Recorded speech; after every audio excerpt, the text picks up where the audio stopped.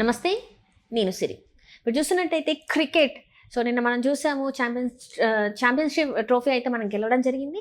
అయితే అక్కడ లాస్ట్‌లో ఏదైతే సెరమనీ ఉంటదో, ఆ సెరమనీలో పాకిస్తాన్ క్రికెట్ బోర్డ్‌కి సంబంధించిన వ్యక్తులు ఎవ్వరు కూడా అక్కడ లేరు. దీనికి సంబంధించి పాకిస్తాన్ మాజీ క్రికెటర్స్ కూడా స్పందించడం జరిగింది. అసలు ఎందుకు మరి వాళ్ళు అక్కడ ఆ సెరమనీలో లేరు, ఎందుకు పార్టిసిపేట్ చేయలేదు అనే అంశం కూడా చర్చనీయాంశమైంది. సో, దీనికి సంబంధించి మరిన్ని విషయాల్ని మనకు తెలియజేయడానికి మనతో పాటు ఉన్నారు ప్రముఖ సీనియర్ జర్నలిస్ట్ యజ్ఞమూర్తి గారు. నమస్కారం సార్. నమస్తే సిరి. సార్, క్రికెట్ అంటే చాలా మందికి ఇట్లా ఒక ఎమోషన్ అనే చెప్పుకోవాలి. నిన్న చూసుకున్నట్టయితే ఛాంపియన్‌షిప్ ట్రోఫీ జరిగింది. అందులో మనం గెలిచాము. కాకపోతే ఇక్కడ ఏదైతే ఆ సెరమనీ ఉందో అందులో పాకిస్తాన్ క్రికెట్ బోర్డ్‌కి సంబంధించిన ఒక్క పర్సన్ కూడా మనకు కనిపించలేదు. ఎందుకు కనిపించలేదు? దీనికి సంబంధించి పాకిస్తాన్ మాజీ క్రికెటర్స్ కూడా స్పందించడం జరుగుతుంది. ఏంటంటారు? ఏం జరిగిందంటారు అసలు? నిన్న అత్యంత ఉత్కంఠభరితంగా జరిగినటువంటి ఫైనల్ మ్యాచ్లో ఐసీసీ ఛాంపియన్ ట్రోఫీ ఫైనల్, అందులో మరోసారి ఇండియా అంటే 12 సంవత్సరాల తర్వాత ఆ ఛాంపియన్స్ ట్రోఫీని ఇండియా గెలుచుకుంది న్యూజిలాండ్ని ఓడించి. ఇక చివరిలోకి వచ్చేటప్పటికి సగం దాకా ఇండియాదే పైచేయి. రోహిత్ శర్మ క్రీజులో ఉన్నంతసేపు మన వాళ్ళు ఎవరికి కూడా అపనమ్మకం అయితే లేదు. మనవాళ్ళే గెలుస్తారనే నమ్మకం ఉంది. విరాట్ కోహ్లీ ఇలా వచ్చి అలా అవుట్ అయిపోయాడు, ఎల్బీడబ్ల్యూ అవుట్ అయ్యాడు. అంత ముందు వరకు కూడా చాలా బాగా ఆడాడు. సెమీఫైనల్స్లో కూడా హయ్యెస్ట్ స్కోరర్ తనే. అంటే ఫైనల్స్కి రావటంలో ఈ క్రమంలో లీగ్ దశలో కానివ్వండి, తర్వాత ఫైనల్స్ రావడంలో కానివ్వండి, విరాట్ కోహ్లీ ప్రెజెన్స్ అనేది ఎవరూ కూడా దాన్ని తప్పుపట్టలేరు. ఆయన వల్లే ఫైనల్స్ దాకా వచ్చిందనేది కూడా నిజం. ఒక బ్యాట్స్మెన్గా చూస్తే బాగా సక్సెస్ అయ్యాడు. అతనే అప్పటి వరకు కూడా హయ్యెస్ట్ రన్ గెటర్ కూడా మన ఇండియా తరఫున అతనే అన్నమాట. అయితే ఫైనల్స్లో ప్రతిసారి ఆడటానికి వాళ్ళు దేవుళ్ళు కాదు కదా, వాళ్ళు కూడా మానవ మాత్రులే. సో వాళ్ళు కూడా ఏదో ఒక సందర్భంలో విఫలమవుతూ ఉంటారు. అలా విరాట్ కోహ్లీ విఫలమయ్యాడు. కానీ అంతకుముందు వరకు కూడా సరిగా ఆడనటువంటి రోహిత్ శర్మ ఫైనల్స్లో కెప్టెన్ ఇన్నింగ్స్ ఆడాడు. హయ్యెస్ట్ స్కోర్ చేశాడు, 76 రన్స్ చేశాడు. మొదట్లో ఒత్తిడి లేకుండా చూసుకున్నాడు, ఫాస్ట్గా ఆడాడు. తర్వాత స్పిన్నర్స్ వచ్చిన తర్వాత అంటే ఈ మొత్తం టోటల్ టోర్నమెంట్లో అతను అసలు ఎప్పుడు కూడా 10 ఓవర్లు దాటి ఆడలా. ఈ లోపల అవుట్ అయిపోయాడు. పవర్ ప్లేలోనే అవుట్ అయిపోతూ వచ్చాడు. అతని హయ్యెస్ట్ స్కోరు 44 అనుకుంటా ఈ టోర్నమెంట్లో, ఈ ఫైనల్స్కి ముందు. అలాంటిది అతను ఫస్ట్ హాఫ్ సెంచరీ చేశాడు, హయ్యెస్ట్ స్కోర్ చేశాడు. స్టార్టింగ్లో 6లు 4లు కొట్టాడు. కానీ తర్వాత నెమ్మదించాడు. స్పిన్నర్స్ వచ్చిన తర్వాత వికెట్లు కాపాడుకోవాలి, చివరిదాకా ఉండాలి, మనం ఎలాగైనా సరే మ్యాచ్ గెలవాలని. విరాట్ కోహ్లీ అవుట్ అయిపోయిన తర్వాత ఒత్తిడి పెరిగిపోయింది మన మీద. దాంతో అతను అప్పటిదాకా ఫాస్ట్గా ఆడిన వాడు కూడా స్లోగా ఆడటం మొదలుపెట్టాడు. అది అతని పద్ధతి కాదు, పద్ధతికి విరుద్ధంగా ఆడాడు. సో అతను కూడా తర్వాత ఒక అనవసరమైనటువంటి షాట్కు క్రీజ్ ముందుకు వచ్చి ఆడబోయి స్టంప్ అవుట్ అయ్యి అవుట్ అయిపోయాడు. ఆ తర్వాత మిగతా బ్యాట్స్మెన్ అంటే మన బ్యాటింగ్ డెప్త్ వల్ల 8వ నెంబర్ బ్యాట్స్మెన్ వరకు కూడా మన వాళ్ళు సత్తా ఉన్నవాళ్ళే. రవీంద్ర జడేజా 8th ప్లేస్లో వస్తాడు. సో శ్రేయస్ అయ్యర్ కానీ, అక్షర్ పటేల్ కానీ, కేఎల్ రాహుల్ కానీ, రవీంద్ర జడేజా కానీ, సో వీళ్ళందరూ కూడా కలిసి ఒక సమష్టిగా ఇండియాకి విజయాన్ని సాధించి పెట్టారు. విన్నింగ్ షాట్ కొట్టాడు. చివరి అంటే 49వ ఓవర్ చివరి బంతికి 4 కొట్టడం ద్వారా రవీంద్ర జడేజా ఆ లాంఛనాన్ని, విజయాన్ని అనే లాంఛనాన్ని పూర్తి చేసి 12 ఏళ్ల తర్వాత ఈ కప్పుని మళ్ళీ మనం చేజిక్కించుకోవడంలో తన వంతు పాత్ర కూడా పోషించాడు. అలా అంటే రోహిత్ శర్మ నాయకత్వంలో ఈ కప్పు గెలవడం చాలా ప్రత్యేకంగా నిలిచింది. తర్వాత ప్రజెంటేషన్ సెరమనీ, వాళ్ళు రన్నరప్ అయినటువంటి న్యూజిలాండ్ టీం వాళ్ళు మెంబర్స్ వచ్చి వాళ్ళ మెడల్స్ తీసుకున్నారు, వాళ్ళకి ఇచ్చిన ప్రైజులు. ఆ తర్వాత విన్నింగ్ టీం వచ్చింది, వాళ్ళకి మెడల్స్ ఇచ్చారు, తర్వాత కోట్లు ఇచ్చారు, అన్నీ జరిగినాయి. తర్వాత కప్పు ఐసీసీ చైర్మన్ అయినటువంటి జైషా, అమిత్ షా కొడుకు, ఒకప్పుడు బీసీసీఐ చైర్మన్, ఇప్పుడు ఐసీసీ చైర్మన్. సో అతని చేతుల మీదుగా ఆ ట్రోఫీని అందుకున్నారు. ఇదంతా బాగానే ఉంది. అయితే ఇక్కడ అందరికీ కూడా కొట్టొచ్చినట్టు ఒక విషయం కనపడింది. అదేంటంటే పాకిస్తాన్కి సంబంధించిన వాళ్ళు ఒక్కరూ కూడా ఈ ఈవెంట్లో పార్టిసిపేట్ చేయాలి. అక్కడ గెస్టులు 4 ఉన్నారు. ఆ నలుగురిలో పాకిస్తాన్ క్రికెట్ బోర్డుకి సంబంధించిన వాళ్ళు ఒక్కరూ కూడా లేరు. ఇది చాలామందికి ఆశ్చర్యం కలిగించింది. వాళ్ళు ఎందుకు ఉండాలి అంటే ఈ టోర్నమెంట్కి ఆతిథ్యం ఇచ్చిందే పాకిస్తాన్ వాళ్ళు. అవును.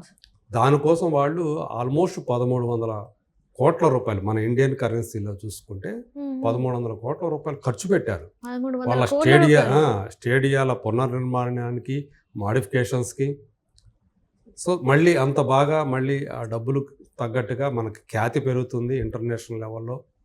సో ఆ పాకిస్తాన్ క్రికెట్ బోర్డుకు కూడా మళ్ళీ డబ్బులు వస్తాయి అనేటువంటి ఒక ఆశతోటి వాళ్ళు చాలా ఖర్చు పెట్టారు.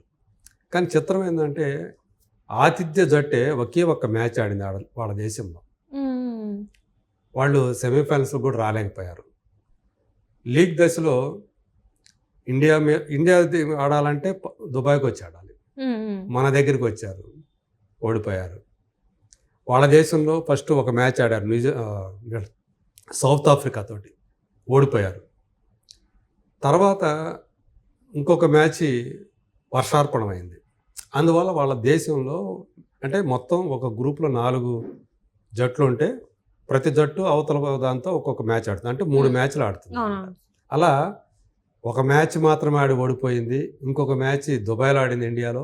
మరో మ్యాచ్ వర్షార్పణమైంది. ఇలా ఆతిథ్య జట్టు ఒకే ఒక్క మ్యాచ్ ఆడినటువంటి ఆతిథ్య జట్టుగా పాకిస్తాన్ ఒక చరిత్ర సృష్టించిందని చెప్పాలి. చివరికి వచ్చేటప్పటికి సెమీఫైనల్స్ కూడా అర్హత సాధించలేకపోయింది. ఇంకా శోచనీయమైన విషయం ఏంటంటే ఫైనల్స్ వాళ్ళ దేశంలో జరగల. అది ఆతిథ్య దేశం, అక్కడ జరగల. ఇండియా ఫైనల్స్కి రావడం వల్ల ఫైనల్స్ కూడా దుబాయ్లో చేయాల్సి వచ్చింది. అయినప్పటికీ కూడా వాళ్ళ బోర్డుకి పాకిస్తాన్ క్రికెట్ బోర్డు సంబంధించిన వాళ్ళు ఖచ్చితంగా గెస్ట్ లిస్ట్లో ఉండాలి. ఏదో ఎవరో ఒకరికి ఏదైనా ఇవ్వాలి. అక్కడ చూస్తే మన బీసీసీఐకి సంబంధించిన వాళ్ళు ఉన్నారు, న్యూజిలాండ్కి సంబంధించిన వాళ్ళు ఉన్నారు, ఐసీసీకి సంబంధించిన వాళ్ళు ఉన్నారు. అలాగే ఒక్కరైనా సరే అక్కడ ఉండాలి పాకిస్తాన్ వాళ్ళు ఎవరూ లేరు.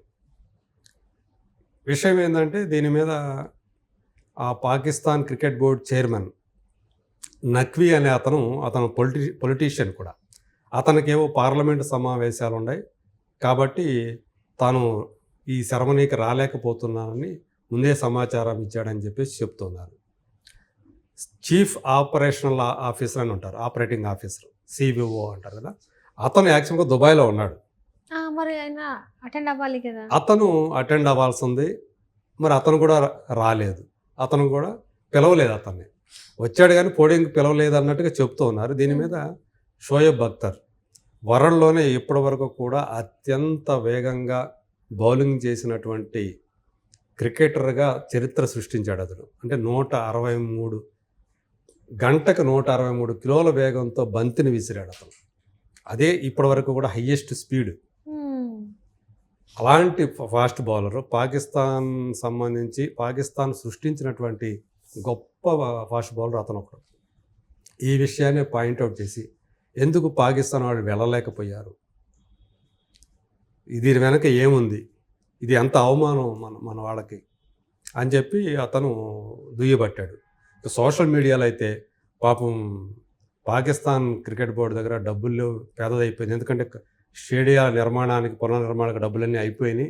అందుకనే ట్రావెల్ చేయడానికి కూడా డబ్బులు లేవు కావాలా, అందుకనే రాలేకపోయారని చెప్పి సెటైర్లు వేస్తూ సోషల్ మీడియాలో చాలామంది అలా అంటే ఒక రకంగా చెప్పాలంటే అవమానిస్తారని చెప్పాలి. అలా అంటే ఒక రకంగా చెప్పాలంటే పాకిస్తాన్ పరిస్థితి ఎలా అయిపోయిందంటే డబ్బులు పోయినాయి, పరువు పోయింది అన్నట్లుగా తయారైంది.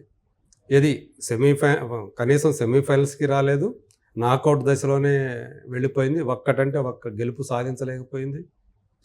పైగా వాళ్ళ దేశంలో ఫైనల్స్ కూడా జరుపుకోలేకపోయింది. ఇలాంటి ఒక రకమైనటువంటి అంటే ఇబ్బందికర పరిస్థితి ఏ దేశానికి రాకూడదు. అలాంటి పరిస్థితి పాకిస్తాన్కి వచ్చింది. ఇప్పుడు ఫైనల్స్లో కూడా వాళ్ళ ప్రతినిధి ఎవరూ లేకపోవటం అనేది మాత్రం పెద్ద చర్చనీయాంశం. దీనికి సమాధానం మరి ఇవ్వాల్సిన బాధ్యత కూడా ఆ బోర్డుదే. వాళ్ళు మరి ఏం చెప్తారు ఏంటి, ఇప్పటివరకు అయితే ఎందుకు రాలేదనేది రకరకాల ఊహాగానాలు వినిపిస్తున్నాయి. కానీ అసలు రీజన్ ఏంటి, ఎందుకు కావాలని ఐసీసీ వాళ్ళే అంటే ఇంటర్నేషనల్ క్రికెట్ కౌన్సిలే పిలవలేదా పాకిస్తాన్ ప్రతినిధుల్ని, లేదా పాకిస్తాన్ వాళ్ళు మేము రాలేమా అని ఏమన్నా చెప్పారా? రైట్. ఎందుకంటే ఇండియా వచ్చింది కాబట్టి ఫైనల్స్కి, అక్కడ ఇండియా కప్పు గెలిచిందంటే మళ్ళీ పాకిస్తాన్ వాళ్ళు దాన్ని ఇవ్వాల్సి వస్తుంది ఇండియాకి. ఇది ఇంకా వాళ్ళ దేశంలో చాలా విమర్శ తావిస్తుంది. కింద చూస్తే ఐసీసీ ఛాంపియన్షిప్ 2025 పాకిస్తాన్ అని ఉంటుంది.